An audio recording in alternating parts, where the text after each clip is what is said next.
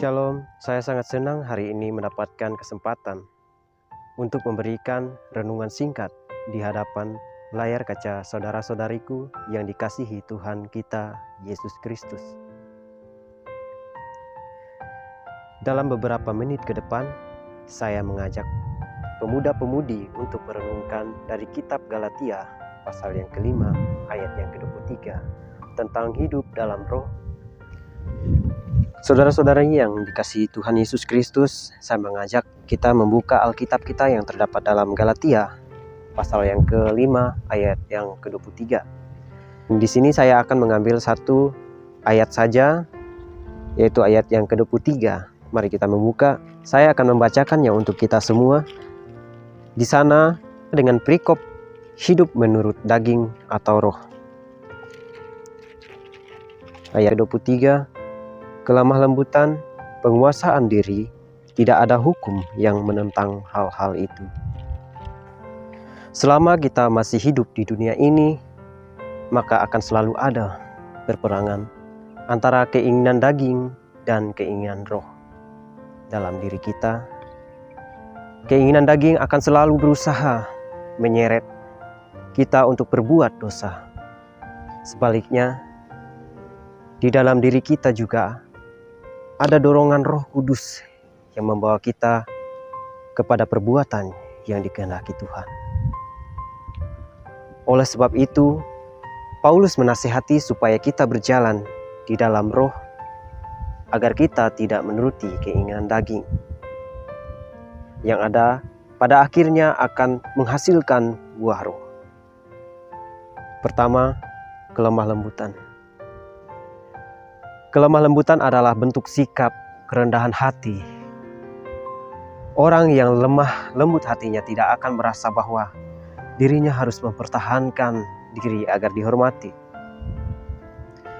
Tidak marah saat direndahkan atau diremehkan, tetapi sebaliknya dapat menghargai dan menghormati orang lain. Yesus dan Musa adalah contoh pribadi yang lemah lembut. Yesus tidak marah saat dicaci, dianiaya, dan diperlakukan tidak sepantasnya. Sebaliknya, ia justru memberikan pengampunan. Musa tidak melawan orang Israel yang bersungut-sungut kepadanya, tetapi sebaliknya menyerahkan semua itu kepada Tuhan. Musa bahkan rela namanya dihapus dari kitab kehidupan demi Tuhan mau mengampuni orang Israel yang sudah memberontak. Tidak dapat disangkal bahwa kelemah lembutan berkaitan dengan kerelaan untuk melayani. Tidak seorang pun sanggup bertahan dalam pelayanan apabila tidak memiliki kelemah lembutan. Melayani itu berarti siap untuk sakit hati, siap untuk diremehkan, siap untuk direndahkan, namun membalasnya dengan tindakan kasih. Yang kedua, penguasaan diri adalah sikap yang selalu sadar dari segala kemabukan dan pesta pora.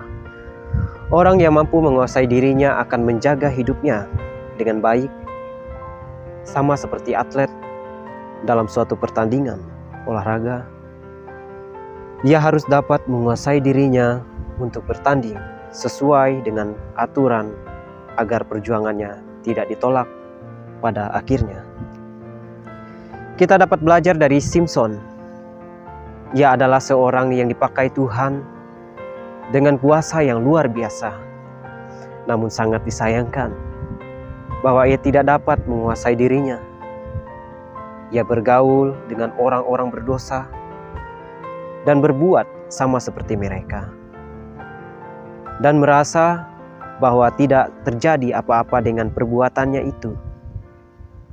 Sampai pada akhirnya Simson menuai hasil dari menuruti keinginan daging yang diperlakukan oleh orang-orang Palestina, dicemooh, dijadikan tontonan, dipermalukan seperti binatang. Untunglah pada akhirnya hidupnya Simson ingat kembali akan panggilan Tuhan ke depannya. Tuhan bisa memakai kita dengan luar biasa. Namun Apabila tidak ada penguasaan diri, maka pada akhirnya tidak akan menjadi olok-olokan, cemoohan, dan menjadi sandungan bagi orang lain. Demikianlah renungan singkat pada hari ini.